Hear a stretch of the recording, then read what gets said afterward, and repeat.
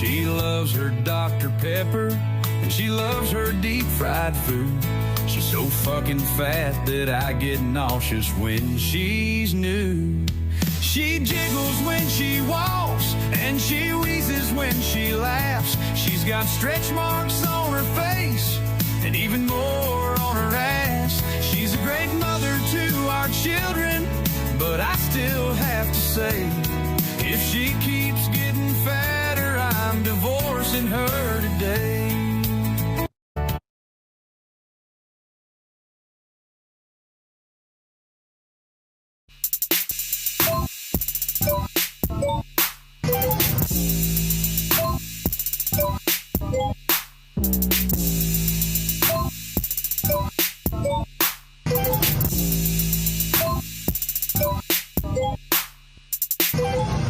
Welcome to the world's funniest podcast. I'm your host, the king of digital media, Dollabill. Thank you. You're too kind. I was thinking earlier about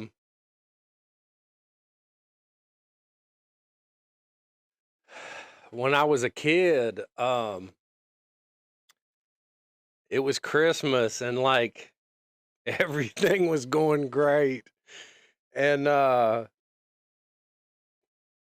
it was the end of Christmas and like everybody had opened their stuff and I remember I got a new bicycle. It was the first time I got a big kid's bicycle, a 20-inch bike, and it was freezing cold, but I was so happy.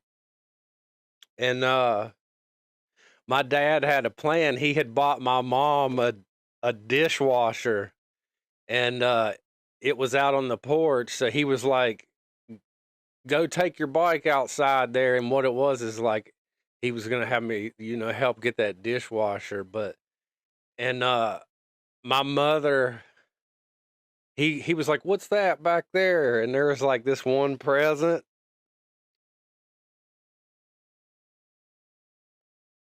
And it was a thing of Cascade dishwasher detergent.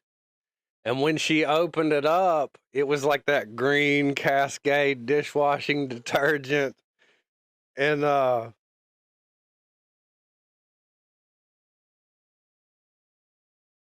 he was like, I got you a new dishwasher. There it is right there on the porch. And it was like sitting there, that dishwasher.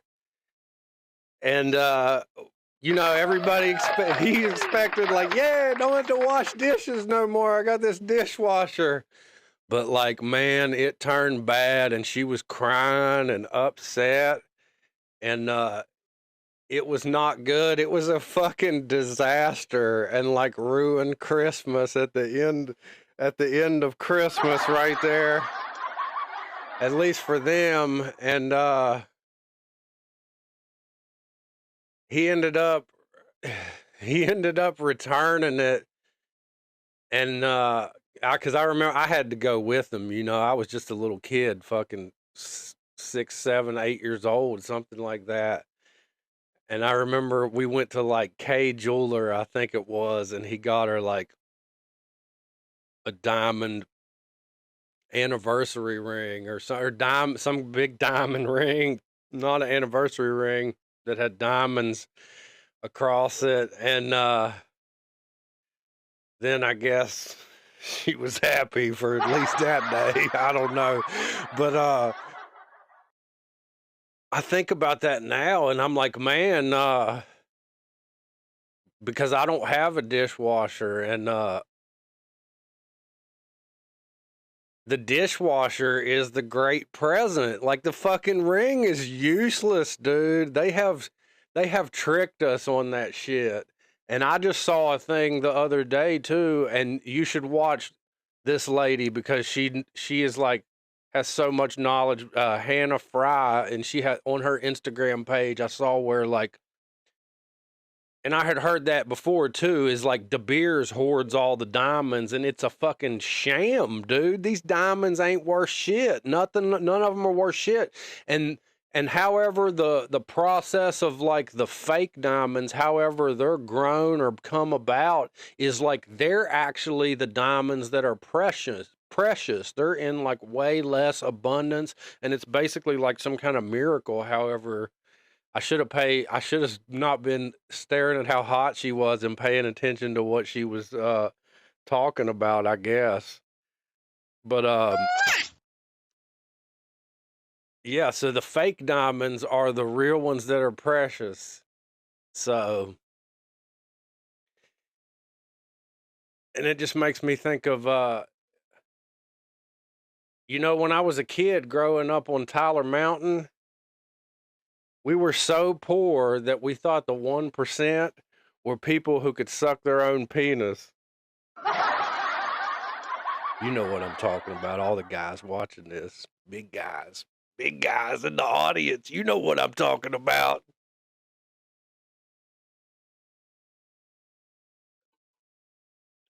So I went to the pool, and it was unexpected. I was coming back from the store, and I also had some like food that I was going to eat when I got home, and it was just worked out perfect. It's God's plan, man. And I got in the pool, and I didn't get in the pool. I just put my feet in cuz it was like ice. But it was very nice, and it was something at the King Center over there. That's my spot. And you know what I notice is like every pool now, the diving boards are removed, and it's just like there's a spot there and some bolts maybe where like, and it's just a reminder of better times. And it's a shame that these kids can't experience that, because that was like the highlight of the fucking summer, man. Like you go to the pool, and we had like there a big giant diving board in the middle, and then two on the sides that were super fucking springy, and it was just a blast, man. It was like bigger than life. And these kids, because of like, I guess insurance, they don't get to experience that. And I guess that's why there's so many sensitive, weak ass motherfuckers out there now. And this government, I guess that's what they want. They want total fucking control, but you can't control this, so you better think twice about that. And I saw where these disability advocates were arrested at the United States Capitol for protesting spending bills, Medicaid cuts. The Reverend William Barber and other activists were arrested on Monday in the Capitol Rotunda as they held a prayer demonstration against the budget. Reverend Barber and his group, Repairers of the Breach, also held a rally outside of the Capitol to condemn the spending cuts, which threatened to strip Medicaid coverage from 14 million people. Proposing to cut Medicaid is a death threat to me and my friends with disabilities, says disability rights activist Sloan Meek. Without Medicaid supporting my home and my community, I will be forced into a nursing home to spend the rest of my life in a hospital bed until I die. And it's like my son, he gets West Virginia waiver. And I can remember the very first thing that Jim Justice did when he got into office was he turned down federal funds in exchange for some federal funds for like some kind of coal thing, is the way I understood it. And so the 10,000 most handicapped people in West Virginia, the very first thing he did was take like, I think 30 to 40% of the funds allocated for them so that they have a better life. Because my son, it requires full care. He wears diapers. You have to feed him every bite of food, basically. And I was a union carpenter, but there came a time when one day I would always have to work on the road just because lack of work. And there came a day when my wife no longer wanted to stay home and she wanted to go back and teach. So I had to become his caregiver. And I was everybody's caregiver. I worry about her a lot now because she has a lot on her plate, even though she has much more help than I did. I didn't trust anybody to help my son, really, just because of things that had happened to me as a small child. And I was always a caregiver for my grandparents and for everyone, for my wife, for my son, and to the point where I didn't take care of myself. And when it was too much, which it was right from the beginning, it was me 24 hours a day, basically. And on top of, I mean, right in the middle of that, I like bought a house and remodeled it with no help whatsoever. Nobody else even picked up a paintbrush to help me. And what I've experienced through and I imploded. There was no amount of prescription, and everybody's telling me at the same time that I'm the one that's fucking crazy and all of this stuff. And there was no amount of weed or fucking dabs or prescription drugs or fucking alcohol that could put a Band-Aid on this big Grand Canyon of shit that was just fucking imploding. And then one day it was like, I would call into the Howard Stern show and, man, they would laugh, and it was like, I was like, what the fuck's going on? Like, and then I started to realize, like, hey, I'm a fucking great comedian. Like, I'm a great musician. I'm a great comedian. And it was just like,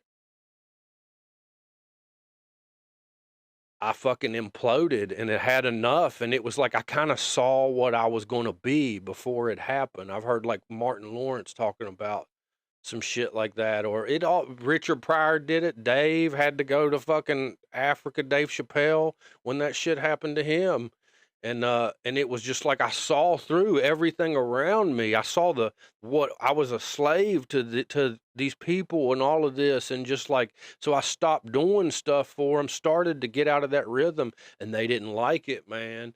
Like even and anyway, I imploded. Bunch of shit went down. I went to jail fucking 900 miles away, and I shouldn't have been in jail to begin with. I should have been in a hospital because I just had a mental breakdown. I like was giving money away and fucking all of it because I was like, felt like I was, I was going to be the fucking king of digital media. And like, I saw it all happening, and, but God showed me some things. He used it to show me how broken our system is. And like, you know, we all need help at times. And there's nobody advocating for men when men need help. We're supposed to be the strong ones. And a lot of men, you see it, it's every 60 seconds a man kills himself. And we suffer in silence a lot. And I've learned throughout all of this, they tell me that I have every different thing in the book. If they make up a new schizoaffective, any kind of bullshit like that they make up, and I don't want to say it's made up, they're just trying to figure it out, but they tell me that I have it every time. And I've been in a fight with disability for years because I can no longer work I can't. I tried a million times to go work security somewhere. That's basically the easiest fucking job that I could do. And I can't even do it for a whole day. It's just like, that's not who I am. And it's like I would wind up in the back of a fucking ambulance every time, man. So like, I can do this right here, but I don't know how I'm going to be tomorrow. I don't know how I'm going to be 45 minutes from now. So it's just like, and even this is very planned. Like, this took a whole day and a half of resting, all of this. So anyway, just know that be good to people, you know, because everything comes full circle. Thank you.